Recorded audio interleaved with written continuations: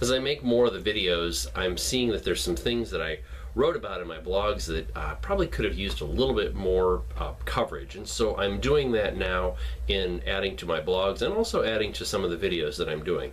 So that's what this session and maybe a few of the others will be. Last time I talked about using reflective listening to help us communicate. And it can work in a lot of different situations, but I also talked about several barriers to communication, and some of the others need to be discussed at this point. So, the next one, hot button topics. You might remember that these are subjects or issues we're passionate about, or issues that set us off, so to speak. Hot button topics can be like landmines. You know, if you know where they are, you try to tiptoe around them. If you don't, you experience an unexpected explosion. For example, here are my highly trained professional assistants. Hey, did you hear about that report on the decline of polar bears? No. What about it? It said that global warming was affecting the bears' habitat, and that if we don't decrease our carbon emissions, they'll all die. What? What kind of nonsense is that? What are you saying?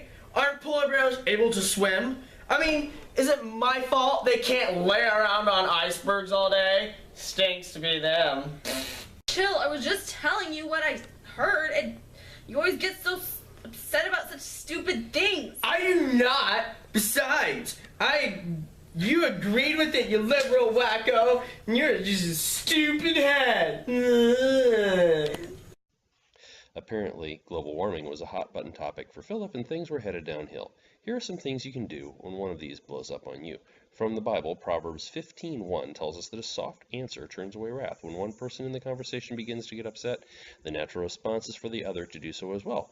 But if we take the advice of Proverbs, we will choose to speak more softly. Remember, it takes two people to argue, so let's try it again with a Proverbs approach. Hey, did you hear about that report on the demise of polar bears? No. What about it? It said that the global warming is affecting the bears' habitat, and that if we don't decrease our carbon emissions, they'll all die. What? What kind of nonsense is that? What are you saying?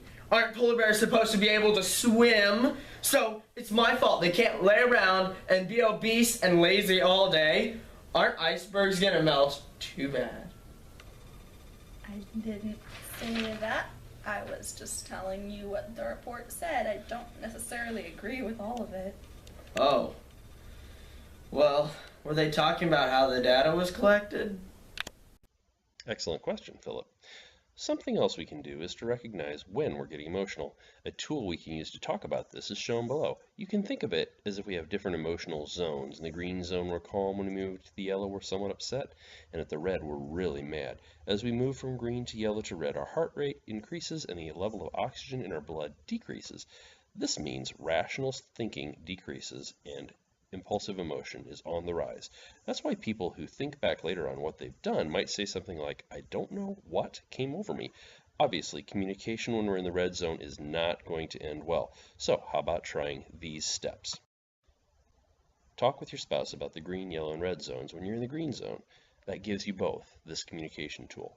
Number 2, when you're moving into the yellow zone, let your spouse know. This will take tact. It might help to include an admission that I am getting upset. And number 3, agree to a 20 to 30 minute break for both of you to cool off, but remember, it's not finished. Plan to get back together to resolve the conflict. We'll be talking about fatigue, bad attitudes, and multitasking in upcoming videos. Thanks for watching.